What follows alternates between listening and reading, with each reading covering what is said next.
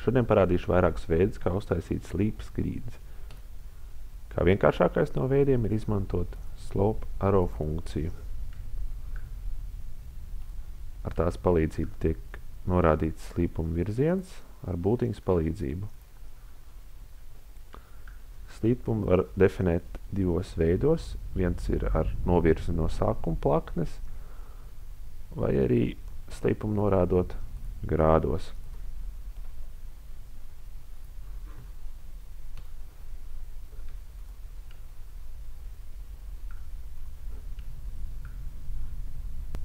Sarežģītākām grīdām vēlams izmantot funkciju Modify Sub-Elements. Parādīšu piemēru grīdai, kurai paredzēta ir notece. Tad sākumā izveidojam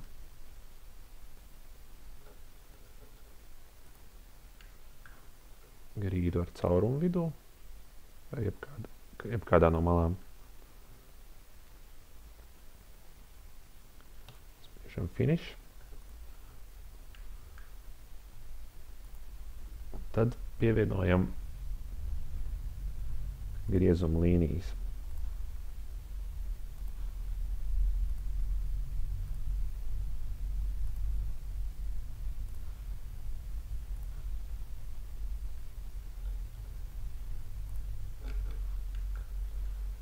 Lai šai grīdai piešķirtu slīpumu, spiežam Modify Sub-Elements un punktos ievadam vēlamo novirzi no augstuma atzīmes. Piemēram, 200 mm.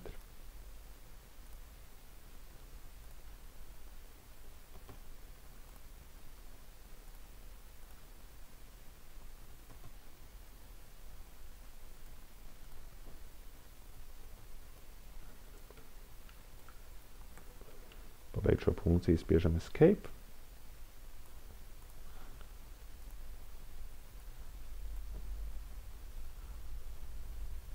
Varam redzēt, ka grīda ir ar slīpumu uz izveidoto caurumu tās centrā.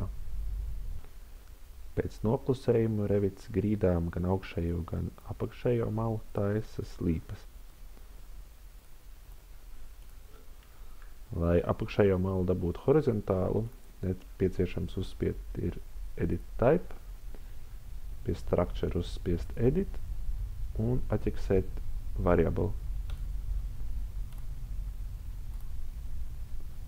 Kā redzams, grīdas apakš tagad ir horizontāla.